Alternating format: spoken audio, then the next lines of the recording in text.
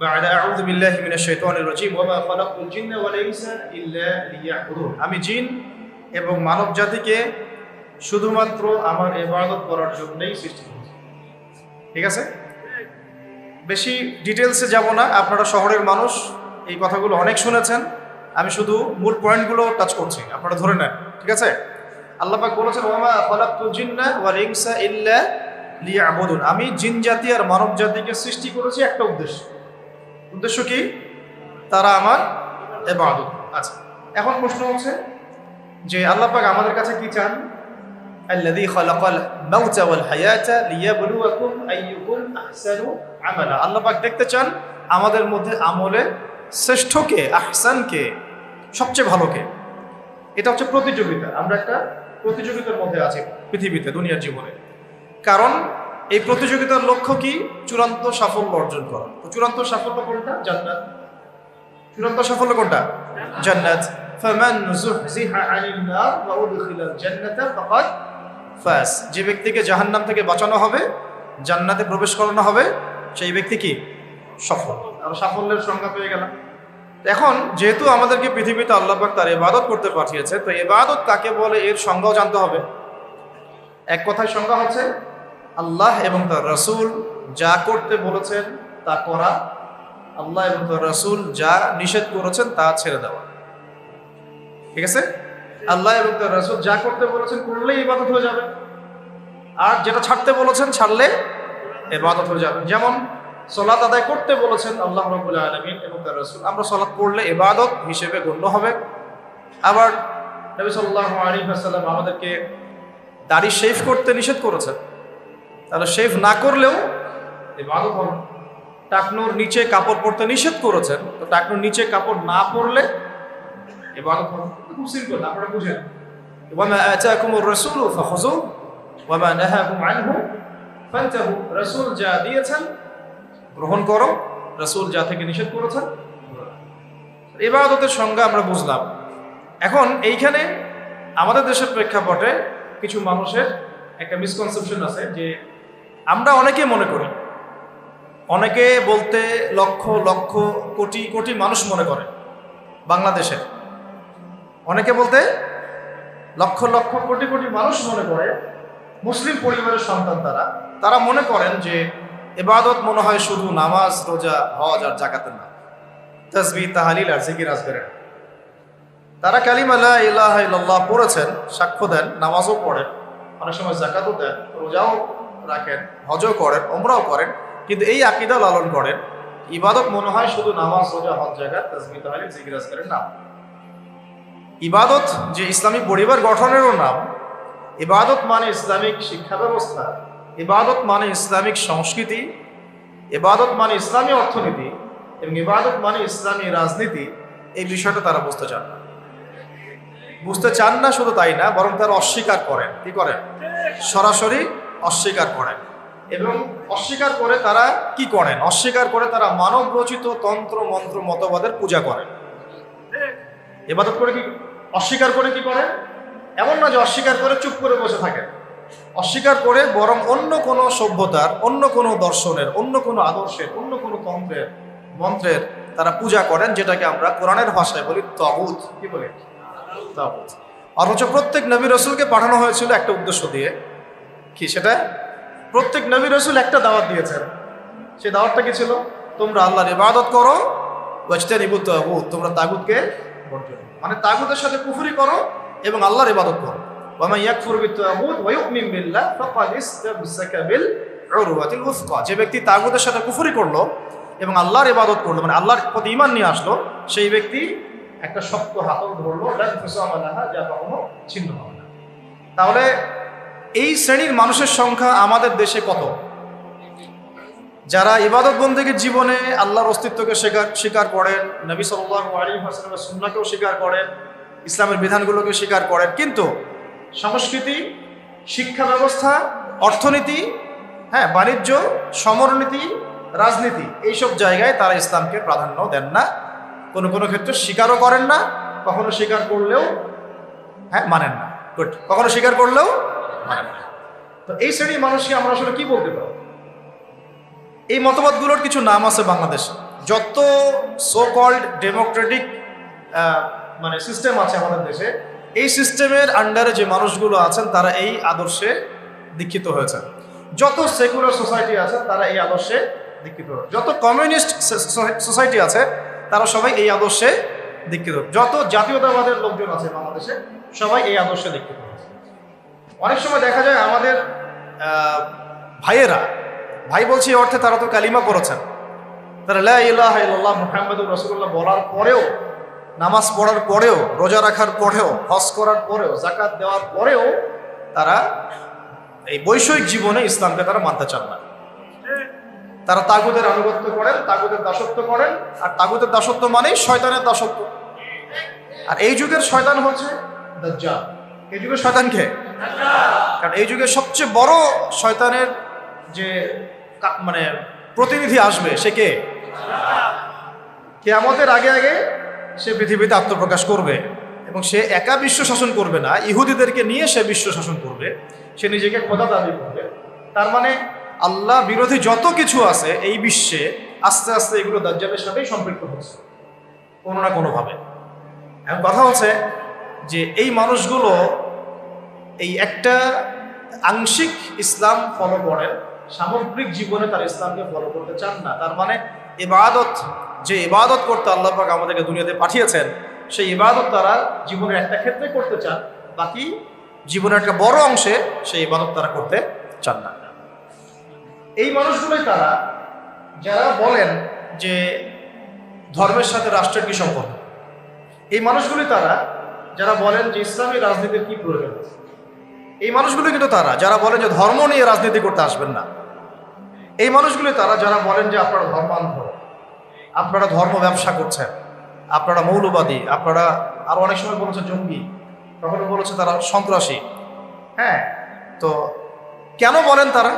কেন এই কথাটা বলেন? কেউ বুঝে বলে, কেউ না বুঝে বলে। যারা না বুঝে বলে ওদের কথা বাদ দিলাম, যারা বুঝে বলে তাদের শাস্তিটা কেমন হবে? একটা বিষয় হলো একজন কাফের, সে কখনো কালিমার সাক্ষ্য দেয় নাই, সে আল্লাহকেও বিশ্বাস করে না, রাসূলকেও বিশ্বাস করে না, সে জীবনের কোনো অংশেই ইসলামকে বিশ্বাস করে না। এটা হলো এক সুরত। আরেকটা সুরত হচ্ছে আপনি কালিমা পড়েছেন, আল্লাহর একত্ববাদের সাক্ষ্য দেন, রাসূলের রিসালাতের সাক্ষ্য দেন, আখিরাতও বিশ্বাস করেন, তারপরেও আপনি জীবনের একটা অংশে ইসলামকে মেনে চলেন, বাকি বড় অংশে আপনি ইসলামকে অস্বীকার করেন। তাহলে এই দুটো শাস্তি কি সমান হবে? দুটো অপরাধ কি সমান? অথচ আফসোস, আমাদের দেশের পলিটিক্যাল সিস্টেমে যত মতাদর্শ আছে তার 99% এই মতাদর্শে দীক্ষিত। তারা সেকুলার। 99% যদি বেশি হয় তাহলে 90% কমপক্ষে আছে যারা সেকুলার, যারা মনে করেন ইসলাম জীবনের একটা ক্ষেত্রে মানা যায় কিন্তু সামগ্রিক জীবনে ইসলামকে আনা যায় না। এই কারণেই শুধুমাত্র এই আদর্শের কারণেই স্বাধীনতার ওই পর থেকে যদি হিসেব করেন তাহলে সংখ্যাগরিষ্ঠ মুসলিম প্রধান দেশে একটা ইসলামী আইনও বাস্তবায়িত হয় না। যদি আপনি গণতন্ত্রের কথাই বলেন তাহলে আমি প্রশ্ন করতে পারি যে গণতন্ত্রের মূলনীতি কি? গণতন্ত্রের মূলনীতি হচ্ছে সংখ্যাগরিষ্ঠ মানুষ যা বলবে তাই হক, তাই তো? এই মতবাদ ইসলামের সাথে সাংঘর্ষিক, কিন্তু তারপরেও আপনাদের ভাষায় কথা বলছি, যদি এটাও ধরে নেই যে আপনাদের তর্কের খাতিরে ধরেও নেই যে আপনাদের এই কথাটা ঠিক, আসলে কিন্তু ঠিক না, তর্কের খাতিরে ধরে নিলাম যে আপনাদের এই কথাটা ঠিক, তাহলে আমাদেরকে উত্তর দেন যে বাংলাদেশে বেশিরভাগ মানুষ তো মুসলিম, 90% মানুষ মুসলিম, তাহলে 90% মানুষ মুসলিম, এত বেশি অধিকাংশ মুসলিম প্রধান একটা দেশের রাষ্ট্র ধর্ম ইসলাম কেন হবে না? যেহেতু বেশিরভাগ মানুষ মুসলিম, তাহলে জনসংখ্যা দিয়েও তো আপনি গণতন্ত্রের মূলনীতি রক্ষা করলেন না। ধরেন আমাদের দেশে 16 কোটি মানুষ, তার মধ্যে ধরেন 15 কোটি মুসলিম, তাহলে তো গণতন্ত্রের দাবি যে 15 কোটি মানুষের যা ধর্ম তাই হবে রাষ্ট্র ধর্ম। 15 কোটি মানুষ যদি বলে হ্যাঁ আমরা শরিয়া আইন চাই, ইসলামী রাষ্ট্র চাই, তাহলে তাদের ভোট নিয়ে তো ইসলামী রাষ্ট্র কায়েম করতে হতো। তাহলে আদৌ কি হয়েছে? তাহলে এটা একটা ধোঁকাবাজি হয়েছে। কি হয়েছে? একটা ধোঁকাবাজি। এই জন্য আমরা বললাম এটা গণতন্ত্র নয়, এটা তথাকথিত গণতন্ত্র। এটা একটা so called democratic country, not democratic country. এটা so called democratic country, not a pure democratic country, যদি ওই সেন্সেও আপনি চিন্তা করেন। স্বাভাবিক কথা, গণতন্ত্রের মূলনীতি কি? 100 জনের মধ্যে 90 জন যদি বলে সুদ হালাল, গণতন্ত্রপন্থীরা বলবে হালাল, বলে নাউজুবিল্লাহ। যদি 100 জনের মধ্যে 99 জন বলে সমকামিতার লাইসেন্স দাও, দিবে। যদি বলে LGBTQ প্রতিষ্ঠা করো, করবে। যদি বলে যে পতিতালয় লাইসেন্স দাও, দিবে। এই তো তাদের মূলনীতি। এটা মূলনীতি না? আর একজন বেচারা দাঁড়িয়ে যদি বলে যে না এগুলো হারাম, তার কথা শোনা হবে না। স্পিকার সাহেব বলবেন না, হ্যাঁ জয়যুক্ত হয়েছে। কি বলবেন? হ্যাঁ জয়যুক্ত হয়েছে। তো এটা হলো তাদের মূলনীতি। তো এই মূলনীতি ইসলামের সাথে সরাসরি সাংঘর্ষিক, কিন্তু তর্কের খাতিরে যদি ধরেও নেই যে আপনার কথা ঠিক, আপনার মূলনীতি ঠিক আছে, তাহলে বেশিরভাগ মানুষ যেহেতু মুসলিম, তাহলে কেন ইসলাম রাষ্ট্রধর্ম হলো না? কেন সংবিধানে ইসলামী আইনগুলো আসলো না? কেন মুসলিমদের ধর্মগ্রন্থই সংবিধান হলো না? কেন মুসলিমদের উসওয়াতুল হাসানা নবী মুহাম্মদ সাল্লাল্লাহু আলাইহি ওয়াসাল্লামের রেখে যাওয়া সুন্নতার বিধানগুলো আমাদের সংবিধানে স্থান পেল না? কেন পেল না? কেন আমরা আল্লাহ এবং তার রাসূলের বিধান থাকতেও মানবরচিত বিধান কেন রচনা করলাম? কেন আমরা আমাদের সংবিধানে আল্লাহ বিরোধী আইনগুলো নিয়ে আসলাম?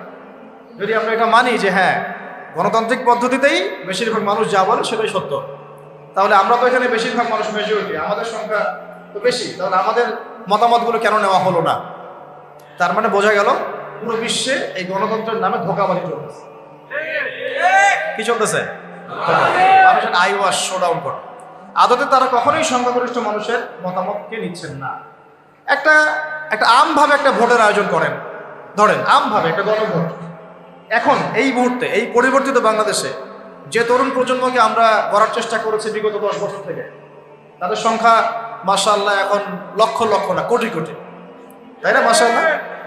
এখন একটা আপনারা একটা গণভোট নেন, দেখি ইনসাফের সাথে যে কত পার্সেন্ট মানুষ ইসলামী রাষ্ট্র চায় আর কত পার্সেন্ট মানুষ ইসলামী রাষ্ট্র চায় না। কত পার্সেন্ট মানুষ চায় যে বাংলাদেশে একটা ইসলামী রাষ্ট্র হোক বা একটা ইসলামপন্থী সরকার আমাদের মাথার উপরে আসুক। একটা আমভাবে গণভোট নেন, তারপর দেখেন কে জিতে কে হারে। ইনসাফের সাথে এটা কি কখনো নেওয়া হয়েছে? সব রাতের অন্ধকারে হয়েছে। সব কি হয়েছে? এটা ধোঁকাবাজি, ধোঁকাবাজি না? তো এই দর্শনে যারা বিশ্বাস করেন তারা জীবনের একটা অংশে ইসলামকে মানেন, বাকি অংশে তার ইসলামকে মানেন। তারাই বলেন যে ইসলাম ধর্মকে আমার রাষ্ট্রে আনার কি দরকার, সংবিধানে কেন আল্লাহর আইন আনতে হবে, এগুলো তো মৌলবাদী কথা হয়ে যায়, এগুলো তো হ্যাঁ চরমপন্থা হয়ে যায়, এগুলো তো সেকেলে কথা হয়ে যায়, এই যুগে কি এগুলো চলে? নাউজুবিল্লাহ মিন যালিক। তারা এগুলো বলেছে না? এর বাইরে একটা শ্রেণী আছে এই অঙ্গনে, তাদেরকে বলা হয় কমিউনিস্ট। কি বলা হয়? যত বামপন্থী তারা এই দলের অন্তর্ভুক্ত। তাদের মতামতটা আরো বেশি গর্হিত, কারণ গণতন্ত্রপন্থীরা অন্তত জীবনের একটা ক্ষেত্রে আল্লাহর অস্তিত্ব স্বীকার করে। কোন ক্ষেত্রে? ধর্মীয় জীবনে, ব্যক্তিগত জীবনে। কিন্তু কমিউনিস্টে যারা বিশ্বাসী, কমিউনিজমে যারা বিশ্বাসী, তারা স্রষ্টা ঈশ্বরের অস্তিত্বেই বিশ্বাস করে। তারা তো আরো বড় রকমের কুফরের মধ্যে আছে। এটা তো তাগুত না, এটা আরো বড় কুফর, শিরক আকবরের মধ্যে। তারা মনে করেন যে স্রষ্টা বলতে কিছু নাই, রাষ্ট্র আমরা গঠন করব, অর্থনীতি আমরা বুঝবো, সমাজনীতি আমরা বুঝবো, অর্থনীতি অর্থ ব্যবস্থা আমরা বুঝবো, শিক্ষা ব্যবস্থা আমরা বুঝবো। এখানে ধর্মগ্রন্থের আনার কোনো প্রয়োজনই নাই, ধর্মের কোনো জায়গাই নাই আমার জীবনে। এটা হচ্ছে তাদের মানে মূলনীতি। হ্যাঁ, যদি ব্যক্তিগতভাবে কেউ নাম আব্দুল্লাহ হয় সেটা অন্য ইস্যু, কিন্তু প্রকৃত মুসলিম বলতে যা বোঝায় তার ধার কাছেও তারা নাই। তারা নাস্তিকতায় বিশ্বাসী। এক কথা কিসে বিশ্বাসী? নাস্তিকতা। আরো ব্যাপার আছে। গণতন্ত্রপন্থীদের যেমন উসওয়াতুল হাসানা আছে, গণতন্ত্রপন্থীদের উসওয়াতুল হাসানার নাম হচ্ছে আব্রাহাম লিঙ্কন। কি নাম? আবার কমিউনিস্ট যারা, তাদের উসওয়াতুল হাসানা কে? Mao Tse-tung, Lenin, স্টেলিন। তারা হচ্ছে তাদের উসওয়াতুল হাসানা। উসওয়াতুল হাসানা বুঝেন কিনা? উসওয়াতুল হাসানা মানে কি? সর্বোত্তম আদর্শ। তা আমাদের উসওয়াতুল হাসানা কে? নবী মুহাম্মদ সাল্লাল্লাহু আলাইহি ওয়াসাল্লাম কি শুধু আমার নামাজের উসওয়াতুল হাসানা? শুধু কি আমার পরিবারের উসওয়াতুল হাসানা? শুধু আমার সমাজের, অর্থনীতির, সংস্কৃতির, শিক্ষা, নাকি পুরো জীবনের? নবী সাল্লাল্লাহু আলাইহি ওয়াসাল্লাম আমাদের ইবাদত বন্দেগীর উসওয়াতুল হাসানা, আমাদের সংস্কৃতির উসওয়াতুল হাসানা, আমাদের শিক্ষার উসওয়াতুল হাসানা, আমাদের অর্থনীতির উসওয়াতুল হাসানা, আমাদের ব্যবসা বাণিজ্যের, আমাদের চাকুরির, আমাদের পরিবারের, আমাদের রাজনীতির, আর কি বাকি আছে, আমাদের পুরো জীবনের উসওয়াতুল হাসানা কে? নবী মুহাম্মদ সাল্লাল্লাহু আলাইহি ওয়াসাল্লাম। আমরা একজন ব্যক্তিকে উসওয়াতুল হাসানা মেনে চলছি এবং তার সাহাবায়ে কেরাম তো আছেন। মা আনা আলাইহি ওয়া আসহাবি, মা আনা আলাইহি ওয়া আসহাবি, আমি যার উপরে আছি আমার সাহাবীরা যার উপরে আছে। কিন্তু গণতন্ত্রপন্থীদের উসওয়াতুল হাসানা ধর্মীয় জীবনে নবী মুহাম্মদ সাল্লাল্লাহু আলাইহি ওয়াসাল্লাম, কিন্তু অর্থনৈতিক জীবনে ওয়ার্ল্ড ব্যাংক, অর্থনৈতিক জীবনে কি ওয়ার্ল্ড ব্যাংক, IMF আর ফেডারেল রিজার্ভ ব্যাংক। আর পলিটিক্যাল লাইফে তাদের উসওয়াতুল হাসানা হচ্ছে আব্রাহাম লিঙ্কন। কত ইলাহ তাদের, হ্যাঁ তাই না? অনেক ইলাহ না? আবার কমিউনিস্ট যারা, তাদের উসওয়াতুল হাসানা কারো কারো ব্যক্তি জীবনে হয়তো মুহাম্মদ সাল্লাল্লাহু আলাইহি ওয়াসাল্লাম, কিন্তু অর্থনীতিতে তার উসওয়াতুল হাসানা হচ্ছে পুঁজিবাদ। কোনটা? পুঁজিবাদ। আর রাজনৈতিক জীবনে তার উসওয়াতুল হাসানা হচ্ছে মাও সেতুং, লেনিন, স্টেলিন আর মুসোলিনি, সোভিয়েতের সময় যা হয়েছে আর কি। তো তাদেরও অনেক ইলাহ, অনেক উসওয়া। আবার যারা সেকুলার, যারা কি সেকুলারিজমে বিশ্বাসী, তাদের উসওয়াতুল হাসানা কারা? তাদের উসওয়াতুল হাসানা হচ্ছে পশ্চিমা সভ্যতা। কারা? পুরা পশ্চিমা সভ্যতা। পশ্চিমা সভ্যতা যা বলবে তাই। পশ্চিমারা যদি বলে এটা হক, ওরা বলবে হ্যাঁ হক। পশ্চিমারা যদি বলে এটা বাতিল, ওরা বলবে বাতিল। আল্লাহর আইন একদিকে পড়ে থাক, রাসূলের কথা একদিকে পড়ে থাক, কিছু যায় আসে না তাদের। পশ্চিমারা কি বললো এটা হচ্ছে কথা। যদি তারা ইসলামের পক্ষে কোনো কিছু চালু করে আর পশ্চিমারা চোখ রাঙানি দেয়, ভয়ে সেখানে প্যান্টে পেশাব করে দিবে। যদি তারা ইসলামের পক্ষে অবস্থান নেয় আর ভারত একটু চোখ রাঙানি দেয়, তাহলে ভয়ে ওরা পেশাব করে ফেলবে। এই হলো তাদের উসওয়াতুল হাসানা। তাদের উসওয়াতুল হাসানা হচ্ছে বিশ্বের পশ্চিমা এবং যত রাম বাম প্রগতিশীল পরাশক্তি, এগুলো ওদের উসওয়াতুল হাসানা। কিন্তু আমরা মুসলিম, আমাদের উসওয়াতুল হাসানা জীবনের সর্বক্ষেত্রেই একজন ব্যক্তি, তার নাম মুহাম্মদ সাল্লাল্লাহু আলাইহি ওয়াসাল্লাম। মূল জায়গাটা আলোচনা করলাম এই কারণে, আপনাদের বোঝার সুবিধার্থে, যে ইবাদত করার ক্ষেত্রে এসে আমরা যে ইসলামকে কত ভাগে ভাগ করে ফেলছি তা ঠিক নাই। অথচ ইবাদত করতে আল্লাহ পাক বলেছেন জীবনের সমস্ত ক্ষেত্রেই আমার বিধান মেনে চলো।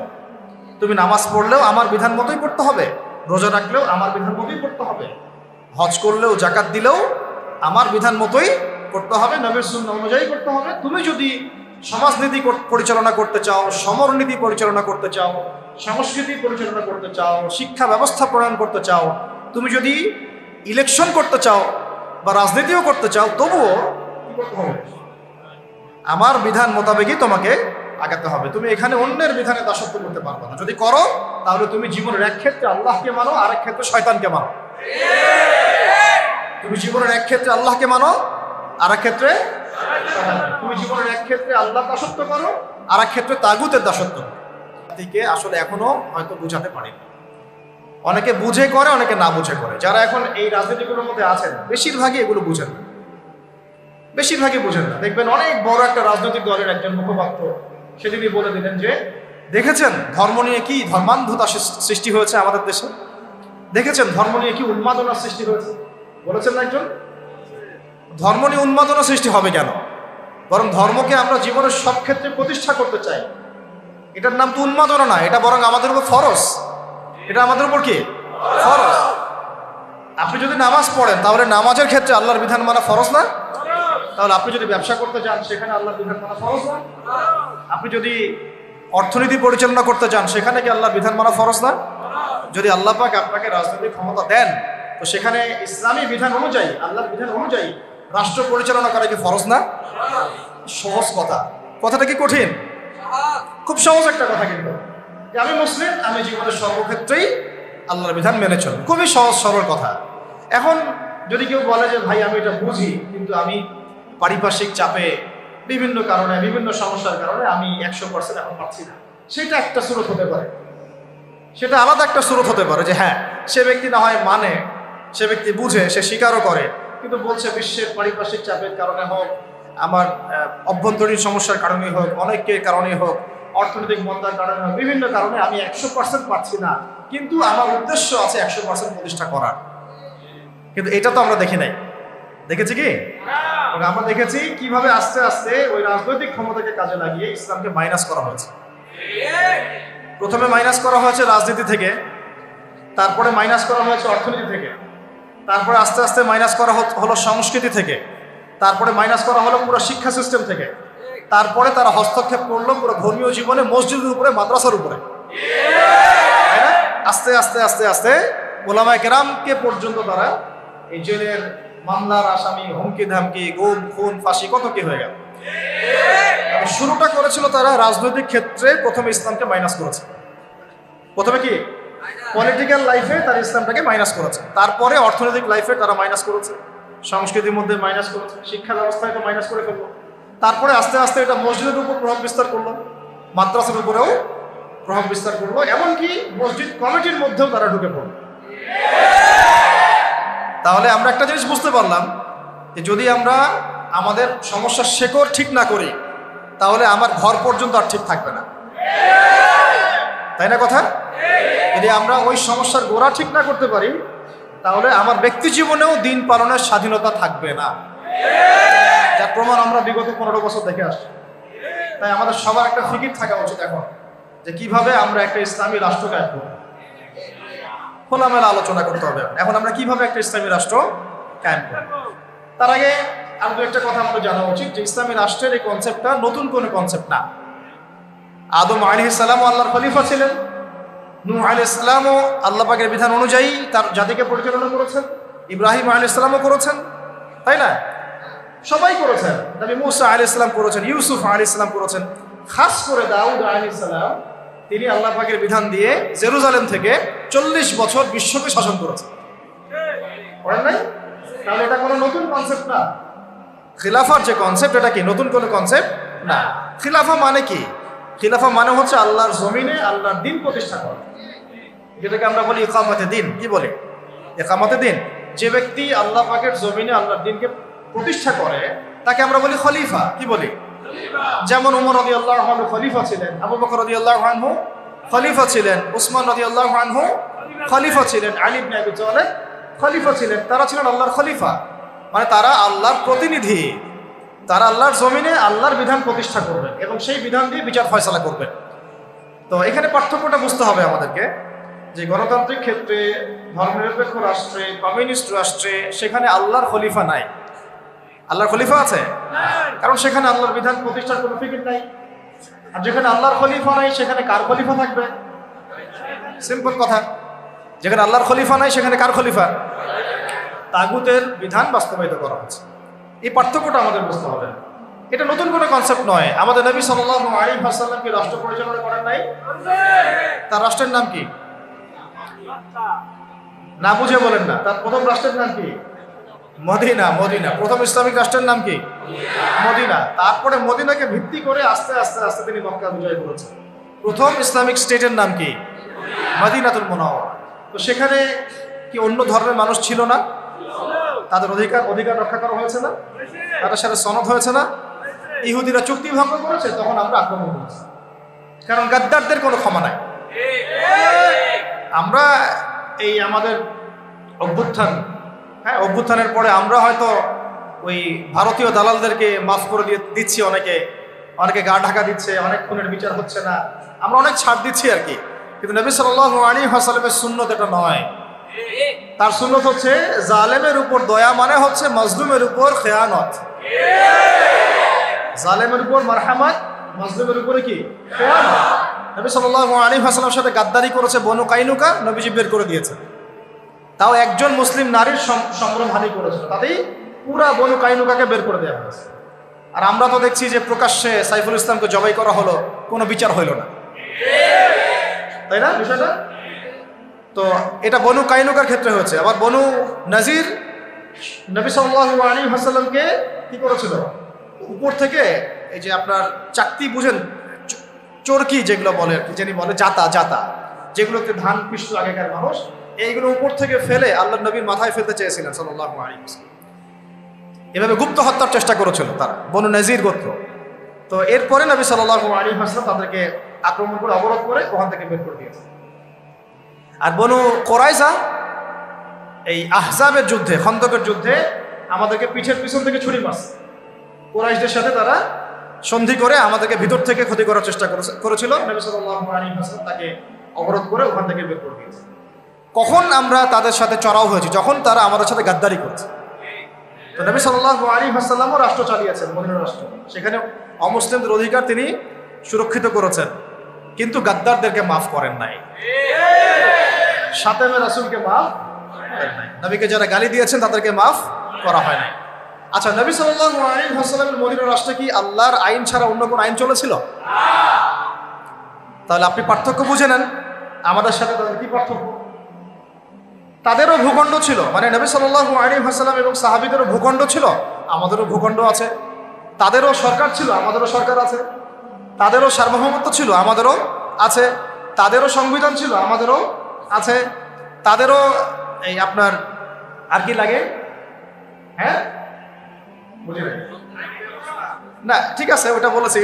আর রাষ্ট্র গঠনের 4টা মৌলিক উপাদান লাগে: ভূখণ্ড, হ্যাঁ ভূখণ্ড, হ্যাঁ মাশাআল্লাহ, ভূখণ্ড, সরকার, সার্বভৌমত্ব এবং জনসংখ্যা। এই 4টা মদিনা রাষ্ট্রেও ছিল, আমাদের বাংলাতেও আছে। পার্থক্য তাহলে কোথায়? সেখানে অমুসলিমদের অধিকার খর্ব করা হয় নাই, এখানে কিন্তু খর্ব করা হচ্ছে, তাই না? শুধু তাই না, বরং সরি উল্টা বললাম, ওখানে অমুসলিমদের অধিকার খর্ব করা হয় নাই, কিন্তু এখানে মুসলিমদের অধিকার খর্ব করা হচ্ছে। সেন্টেন্সটা উল্টা হয়েছে। তখন সেখানে অমুসলিমদের অধিকার পর্যন্ত খর্ব করা হয় নাই। কোথায়? মদিনায়। অমুসলিমদের অধিকার পর্যন্ত খর্ব করা হয় নাই, আর এখানে মুসলিমদের পর্যন্ত অধিকার খর্ব করা হচ্ছে। পার্থক্য আছে না? পার্থক্য। ওখানে অমুসলিমদের সাথে আমরা কোনো দ্বন্দ্বে যাই নাই যতক্ষণ না তারা আমাদের সাথে গাদ্দারি করেছে, বেঈমানি করেছে এবং আমাদেরকে পিছন থেকে ছুরি মেরেছে। এখন দেখা যায় অনেক সময় আমাদেরকে প্রকাশ্যে অখণ্ড ভারতের জয় শ্রীরামের স্লোগান দেওয়া হচ্ছে, প্রকাশ্যে আমাদের ভাইদেরকে অনেককে অত্যাচার করা হচ্ছে, জবাই করে হত্যা করা হলো, আমরা কোনো ব্যবস্থা গ্রহণ করতে পারছি না। আমরা দৃষ্টান্তমূলক কোনো শাস্তি এখন পর্যন্ত দিতে দেখি না। এটা আফসোস আমাদের জন্য। কিন্তু নবী সাল্লাল্লাহু আলাইহি ওয়াসাল্লামের যুগে একজন দিনী বোনের ইজ্জতের বিনিময়ে তিনি পুরা বনু কাইনুকাকে একেবারে মদিনা থেকে বের করে দিয়েছেন। আমরা কিন্তু সেটা করতে পারি নাই।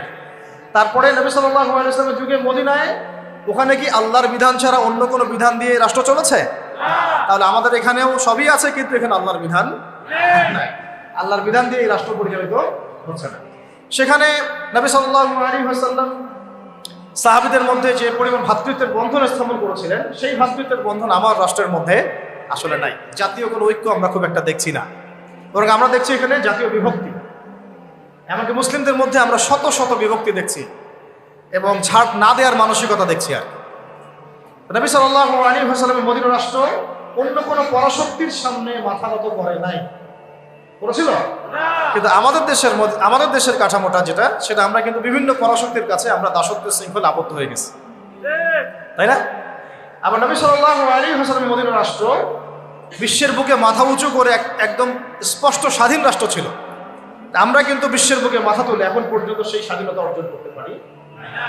সত্যি কথা এটাই। নবী সাল্লাল্লাহু আলাইহি ওয়াসাল্লামের মদিনা রাষ্ট্র ছিল এমন একটা কাঠামো যার উপর দাঁড়িয়ে তিনি গাজওয়া এবং সারিয়া অভিযানগুলো করেছেন, জিহাদ এবং দাওয়াতের মাধ্যমে আরো বড় পরিসরে দিন প্রতিষ্ঠা করেছেন। কিন্তু আমাদের রাষ্ট্রগুলো, ইসলামী রাষ্ট্রগুলোর মধ্যে কিন্তু এইরকম গাজওয়া বা সারিয়া এই অভিযানগুলোতে অংশ নেওয়ার মতো কোনো সুযোগ পাওয়া যায় না। নবী সাল্লাল্লাহু আলাইহি ওয়াসাল্লামের মদিনা রাষ্ট্রে কোনো মাজলুম তার অধিকার খর্ব হতো না। কিন্তু আমরা এখানে দেখছি যে মাজলুমের অধিকার খর্ব হতেই আছে আর হতেই আছে, হতেই আছে, আর জালেম পার পেয়েই যাচ্ছে, পেয়েই যাচ্ছে, পেয়েই যাচ্ছে। নবী সাল্লাল্লাহু আলাইহি ওয়াসাল্লামের মদিনা রাষ্ট্রে কোনো খেয়ানত ছিল না, আমানতদারিতা ছিল, তাই না? কোনো দুর্নীতি ছিল না, ইনসাফ ছিল। কিন্তু আপনি আমাদের রাষ্ট্রগুলোতে দেখবেন উপর থেকে নিচ পর্যন্ত খালি খেয়ানত, জুলুম আর দুর্নীতি। তো মৌলিক অনেক পার্থক্য আছে না?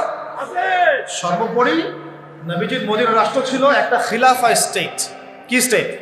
খিলাফা স্টেট, যেখানে জনগণ এবং সরকার সবাই আল্লাহর কাছে জবাবদিহিতায় বাধ্য, এবং সেই রাষ্ট্র পরিচালিত হয়েছিল শরীয়ত আইন দ্বারা, অর্থাৎ কোরআন এবং হাদিসের বর্ণিত আইন দ্বারা।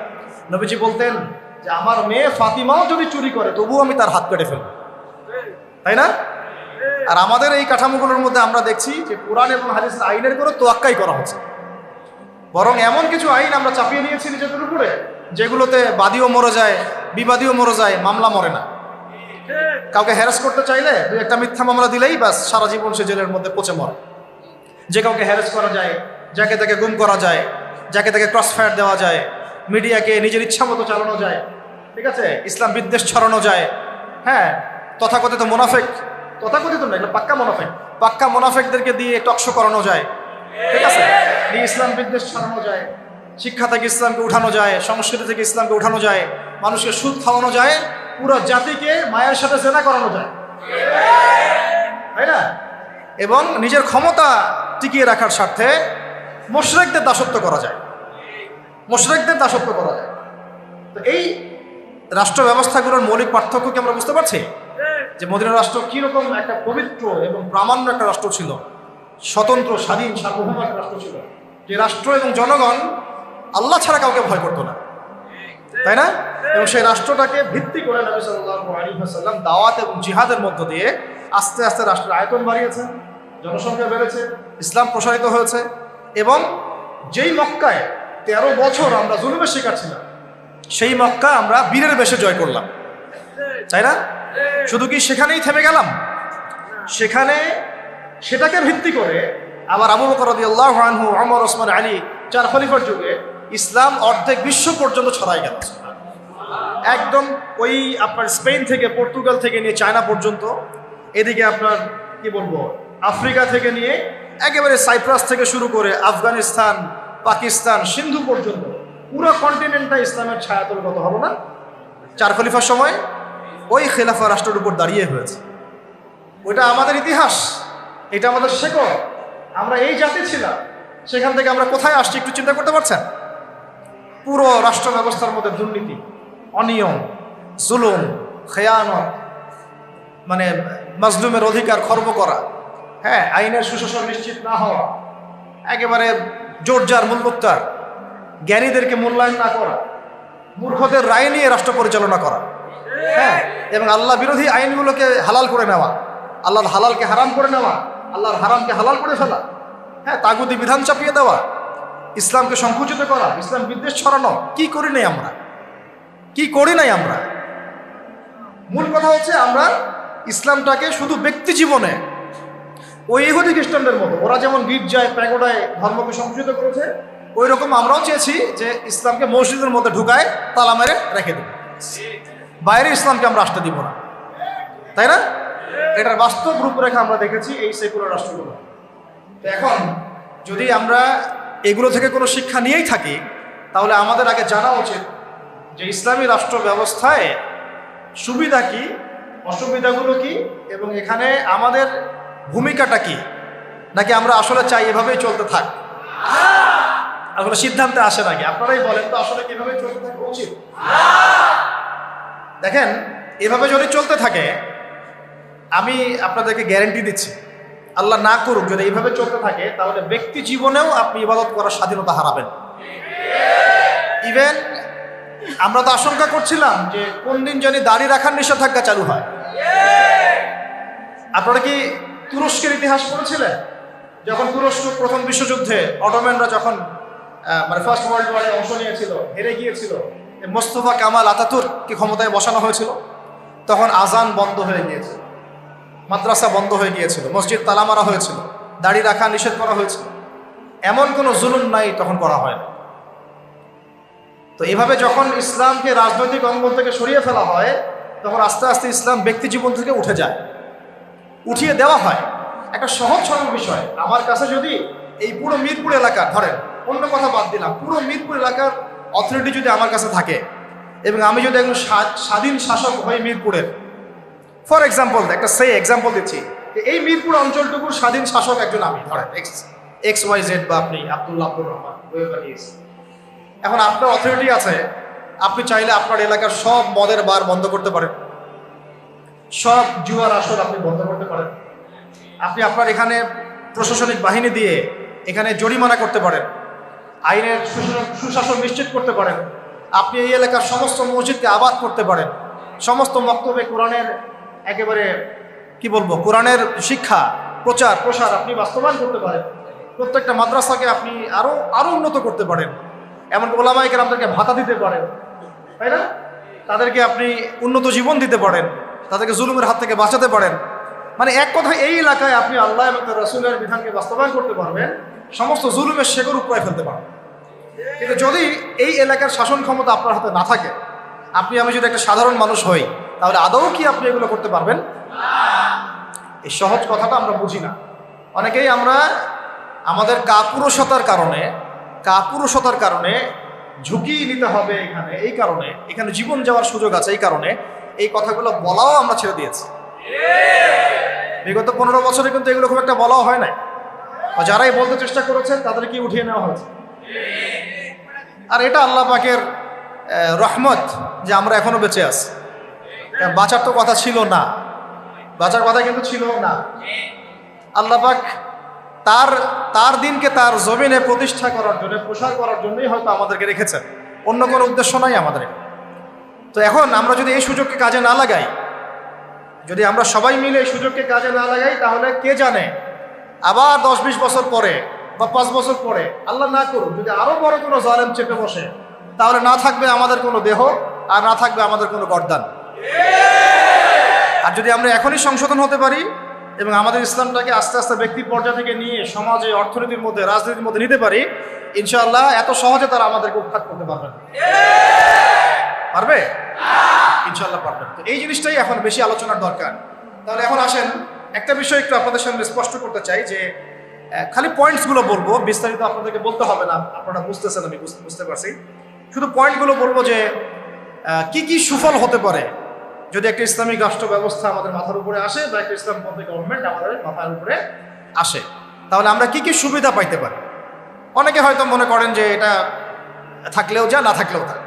তো অনেকে আবার এগুলো নিয়ে আলোচনা করেন না, বা করেন না, এতে করে এটা মাথা থেকে মাইনাস হয়ে গেছে।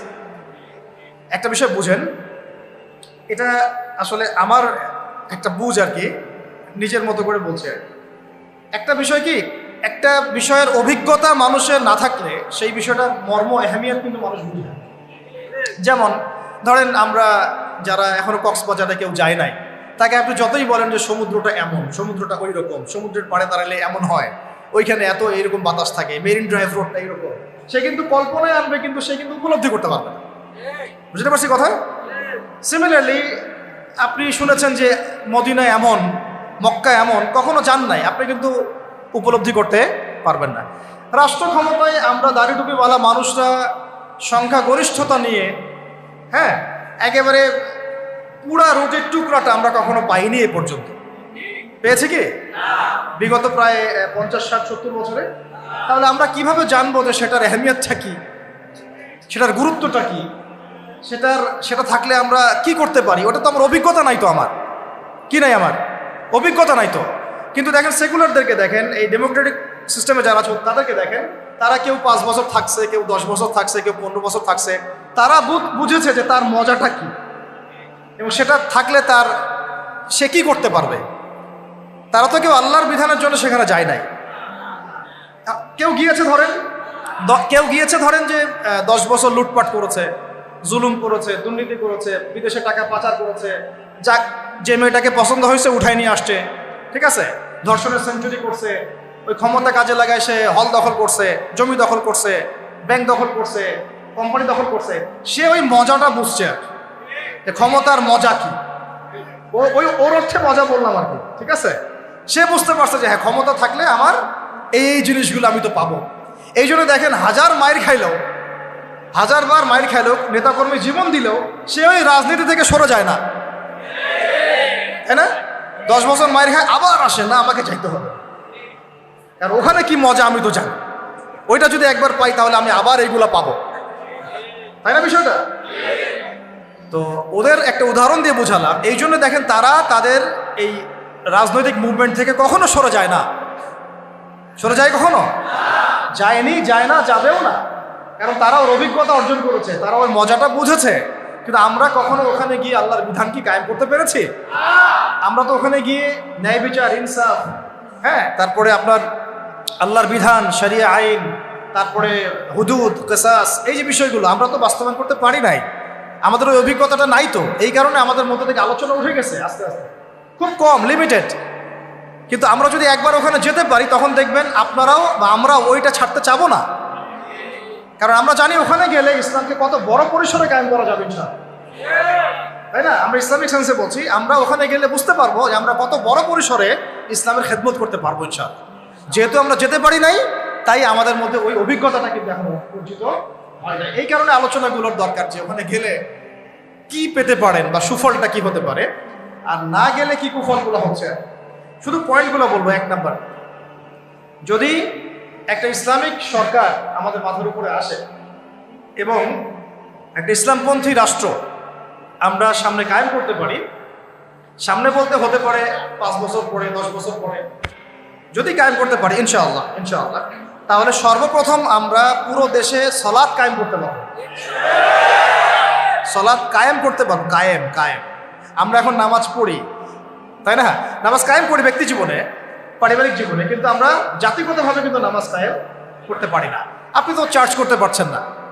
আমাদের মুরব্বী ওলামা কেরাম অনেকে এখানে আছেন যে কয়েক বছর আগেই মদিনায় যারা নামাজ পড়তো না, দোকান খোলা থাকতো না আমাদের সময়, তাদেরকে ধরে নিয়ে যাইতো না, গারামা দিত, জরিমানা, অনেকে তো পিটাইতো, জেলও দিত, অনেকে ওই মরুভূমিতে গিয়ে রেখে দিয়ে আসতো হেঁটে শাস্তি। মানে নামাজ যদি রাষ্ট্র চায় তাহলে জনগণকে পড়াতে পারে। রাষ্ট্র যদি চায় জনগণকে মাস্ক পড়াইতে পারে না? হ্যাঁ। তো রাষ্ট্র যদি চায় তাহলে জনগণকে নামাজও পড়াইতে পারবে ইনশাআল্লাহ। আর যারা বুঝে না তাদেরকে শিখাইতে পারবে। যারা নামাজ পড়তে জানে না তাদেরকে আমরা ইসলামিক সেন্টারে পাঠাইতে পারবো, তরবিয়ত দিতে পারবো, ওলামা কেরামের সহবতে নিয়ে শিখাইতে পারবো, তাই না? কিন্তু আপনি এটা রাষ্ট্রীয় উদ্যোগে এখন আর করতে পারবেন না। এটা ব্যক্তি জীবনে সীমাবদ্ধ হয়ে থাকে তখন। তো ব্যক্তি জীবনে থাকলে তো আপনি পড়লেও কি না, মানে পড়লে কেউ চার্জ করার নাই, না পড়লেও কেউ চার্জ করার নাই। এটা আপনার ব্যক্তিগত বিষয়ের সাথে নিসবত হয়ে গেল, কিন্তু জাতিগতভাবে কিন্তু নামাজ কায়েম হলো না। কিন্তু নবী সাল্লাল্লাহু আলাইহি ওয়াসাল্লাম কি মসজিদে কোনো সাহাবী না আসলে বা আসতে না পারলে খোঁজ দিতেন না? ওমর রাদিয়াল্লাহু আনহু খোঁজ দিতেন না? ওখানে কি এমন কোনো মুসলিম ছিল যিনি নামাজ পড়তেন না? তো এই একটা বিষয়, দেখেন আমরা কিন্তু এটা করতে এখনো পারি না। আপনি বলছেন 90% মুসলিমের দেশ, দেখেন 70% নামাজ পড়ে না। শুধু নামাজ না, তখন আপনি চাইলে প্রাইমারি লেভেলে, প্রাইমারি স্কুলে কোরআন শিক্ষা বাধ্যতামূলক করতে পারতেন না? হাই স্কুলে আরবি ভাষা শিক্ষা বাধ্যতামূলক করতে পারতেন, কোরআনের কিছু অনুবাদ তো বাধ্যতামূলক করতে পারতেন, সিলেবাস মুক্ত করতে পারতেন। অনার্স লেভেলে গিয়ে আমাদের এই ভাইরা তখন কোরআনের তাফসীর করতে পারতো, তর্জমা করতে পারতো, হাদিসের এরাব দিতে পারতো, ইবারত করতে পারতো। তারা কি পারে? 95%ই পারে। মাস্টার্স লেভেলে গিয়ে তারা ইফতা দেওয়ার মতো যোগ্যতা হয়তো অর্জন করতে পারতো। আরও অনেক কিছু করা সম্ভব ছিল, কিন্তু এটা আপনি আর রাষ্ট্রীয়ভাবে এখন করতে পারছেন। তাহলে একটা বিষয় হচ্ছে, দেখুন এক্সাম্পলটা বুঝেন, এখানে তো অনেক ফ্যাক্টরি আছে না আপনাদের এখানে? এটা দেখে মনে পড়লো আর কি উদাহরণটা, যে দেখেন ধরেন আমি একটা চাদর পরেছি, এটা ধার করছি আর কি, আমার না।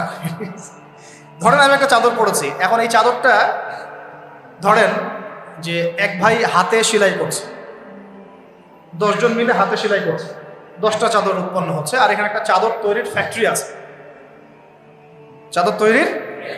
আছে, উৎপাদন কার বেশি হবে? ইসলামিক রাষ্ট্র হচ্ছে একটা ফ্যাক্টরির মতো কাজ করবে, যা ইসলাম আরো অনেক বেশি ছড়াই দিতে পারবে, যেটা ব্যক্তিগতভাবে অতটা সম্ভব হয়ে ওঠে না। দাওয়াতের মাধ্যমে হয়, দাওয়াতের মাধ্যমে ব্যক্তিগত ইসলাম হয়, মানুষ ফিরে আসে, কিন্তু বড় পরিসরে ইসলাম কায়েম হয়। বরং আমরা ইসলাহের যত মেহনত করি, ওরা ওদের শয়তানি শক্তি দিয়ে ওইটাকে আবার নস্যাৎ করার চেষ্টা করে, তাই না? আমরা ইসলাহ করে মানুষকে আল্লাহর পথে ডাকার চেষ্টা করি, ওরা গান বাজাই দিল, কনসার্ট করাই দিল, পর্নোগ্রাফি চালু করে দিল, মেয়ে নাচাই দিল, আল্লাহ বিরুদ্ধে আইন 4টা-5টা চালু করে দিল, বাস আপনার মেহনতের উপর পানি পড়ে গেল, তাই না বিষয়টা? অথচ যদি আমরা একটা ইসলামিক স্টেটের দিকে যেতে পারতাম, ইসলামিক রাষ্ট্র ব্যবস্থার দিকে, তাহলে ওই ক্ষমতা আমাদের হাতে থাকতো যে তারা উপরের লেভেল থেকে ইসলাম বিরোধী কোনো শক্তিকে মানে আমাদের উপর চাপিয়ে দিতে পারত না। 1 নাম্বার হচ্ছে আমরা নামাজ প্রতিষ্ঠা করতে পারতাম জাতিগতভাবে, যেটা আমরা এখন পারছি না। 2, আমরা যাকাত কায়েম করতে পারতাম, যাকাত প্রতিষ্ঠা করতে পারতাম রাষ্ট্রীয়ভাবে। এটা মুসলিমদের জন্য বলছি নামাজ এবং যাকাতের বিষয়গুলো। অমুসলিমদেরকে নিয়ে তো আমাদের এখন এভাবে ফিকির নাই। তারা আমাদের রাষ্ট্রে থাকবে, আমরা সহ অবস্থান করব, আমরা তাদের ধর্ম পালনে কোনো বাধা দিব না, আবার আমরা তাদের ধর্ম পালনের অংশও হব না। মানে না আমি মূর্তি ভাঙতে যাব, আর না আমি মূর্তি পাহারা দিব, আর না আমি মূর্তি গড়ে দিব। তারা লাকুম দীনুকুম ওয়ালিয়া দিন, তোমাদের দিন তোমরা পালন করো, আমাদের দিন আমরা পালন করি। এবং তোমরা আমাদেরকে জিজিয়া দিবা। কি দিবা? এই জিজিয়া কেন দিতে হবে? কারণ এই জিজিয়ার বিনিময়ে আমরা তাদের জান, মাল, সম্পদ, সন্তান সবকিছু নিরাপত্তার দায়িত্ব নেব, যেটা মদিনা রাষ্ট্রে ছিল। এটাকে বলা হয় যে তারা ইসলামিক রাষ্ট্রের মধ্যে আমাদের জিম্মায় থাকে, আমাদের জিম্মায় থাকে। জিম্মা শব্দও তো এরা বুঝে না, এরা মনে করে জিম্মা মানে মনে হয় জিম্মি। হ্যাঁ, তাই না? বলে না যে জিম্মি, জিম্মি করে ফেলছে। জিম্মি মানে তো একজনকে অন্যায়ভাবে আটকে রাখা, এটা কি জিম্মি? এই দেখেন আরবির যে কত অবস্থা খারাপ আমাদের দেশে। জিম্মি আর জিম্মা এটা কি এক হইল? জিম্মি হচ্ছে কি কাউকে অন্যায়ভাবে আটকে রাখা, আর জিম্মা মানে আপনার জান আমার জান, আপনার মাল আমার মাল, আপনার সন্তান আমার সন্তান, আপনার পরিবার আমার পরিবার। আপনি আমাকে জিজিয়া দিবেন, আপনার পুরো জান, মাল, ইজ্জত, পরিবারের দায়িত্ব আমাদের। কেউ আপনাদের দিকে বাঁকা চোখে তাকাইতে পারে। যদি তাকাইতে আসে কোনো মুসলমানও যদি আপনার উপর জুলুম করতে আসে, আমরা ওই মুসলমানের হাত কেটে ফেলে দেব যখন আপনার উপর জুলুম হবে। তখন যদি আপনি মাজলুম হন আর মুসলিম জালেম হয়, তাহলে আমরা তার বিরুদ্ধে ব্যবস্থা নেব। এটা হচ্ছে জিম্মাদারি। এরা দেখলাম যে এতটুকু বুঝে না। আমাদের একটা স্ট্যাটাস নিয়ে দেখলাম ভারতীয় একটা মিডিয়া এইসব অপপ্রচার চালাইছে, যে উনি বলছে যে অমুসলিমদেরকে জিম্মায় নিয়ে চলে আসবে। আরে ভাই, জিম্মা তো ভালো শব্দ। জিম্মা মানে জিম্মা এত বড় শব্দ যে মানে আমার সন্তান যদি আপনার বিরুদ্ধে অন্যায় করে, আমি আমার নিজের হাতে সন্তানকে শাস্তি দেব, এটা হলো জিম্মা। যাই হোক, এটা তারা বুঝে না। এটা তাদের জন্যে না, এই সালাত এবং যাকাতের বিষয়টা কাদের জন্য না? মুসলিমদের জন্য। অমুসলিমদের জন্য এটা নয়। আমরা তাদেরকে দাওয়াত দিব। কি করবো? তাদেরকে দাওয়াত দিব। যাকাত প্রতিষ্ঠা করা সম্ভব কিভাবে? আমরা রাষ্ট্রীয়ভাবে আমাদের যাদের নেশাব পরিমাণ সম্পদ হয়েছে একেবারে তালিকাভুক্ত করে, শুমারি করে, একটা প্রশাসনের বাহিনীকে লাগিয়ে দিয়ে এটাকে আমরা মানে উত্তোলন করতে পারি কিনা? নবী সাল্লাল্লাহু আলাইহি ওয়াসাল্লাম করেছিলেন কিনা? আবু বকর সিদ্দিক, ইবনুল খাত্তাব বিন আফফান, উসমান বিন আফফান, আলী ইবনে আবি তালেব, তারা করেন নাই? তখন কি এই যাকাতের অর্থগুলো গরিব মানুষের কাছে সমানভাবে বন্টন করা হয় নাই? যাকাতের 8টা খাতে। এবং তখন কি সমাজের মধ্যে গরিব মানুষের সংখ্যা বেশি ছিল না কম? একজনও খুঁজে পাওয়া যায় তো? ওয়াল্লাহি, এখন যদি আমরা যাকাত ভিত্তিক অর্থ ব্যবস্থা চালু করতে পারতাম, তাহলে আমাদের সমাজেও কোনো গরিব মানুষ থাকবে।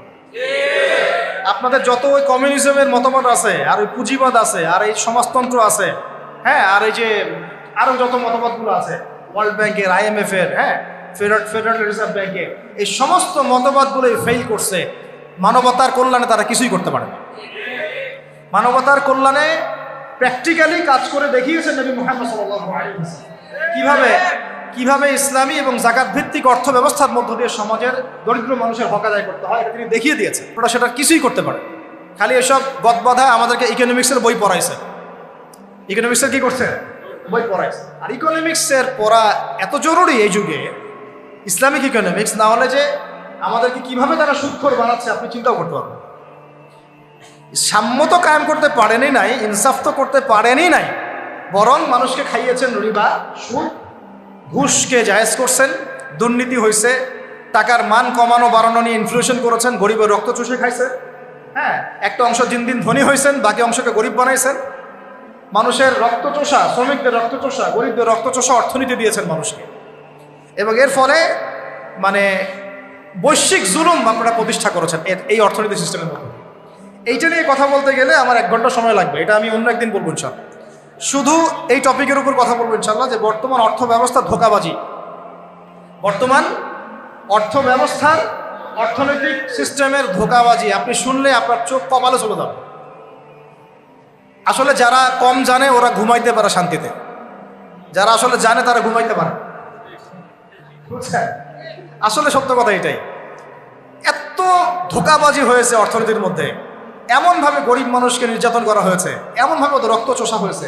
আল্লাহর কসম করে বলতেছে, বাংলাদেশের বেশিরভাগ মানুষ এটার হদিসই নাই, তারা জানেই না। এবং এর পিছনে আছে ওই পশ্চিমা পরাশক্তি আর ওই ইসরায়েল এবং আমেরিকার শক্তি, এরাই কাজগুলো করছে সারা ওয়ার্ল্ড। আল্লাহ পাক আমাদেরকে বোঝার তৌফিক দান করেন। এখন এই যাকাত ভিত্তিক অর্থ ব্যবস্থা প্রতিষ্ঠা করা কিন্তু এখন ব্যক্তিগতভাবে সম্ভব নয়। ব্যক্তিগতভাবে সম্ভব, রাষ্ট্রীয়ভাবে যদি রাজনৈতিক ক্ষমতা আমরা যেতে পারতাম ইসলামপন্থীরা, তাহলে এটা সম্ভব ছিল না। 3 নাম্বার দেখুন যে আমাদের যে বাজার আছে, বাজার বলতে 2 রকম বাজার, একটা হচ্ছে আঞ্চলিক বাজার, একটা হচ্ছে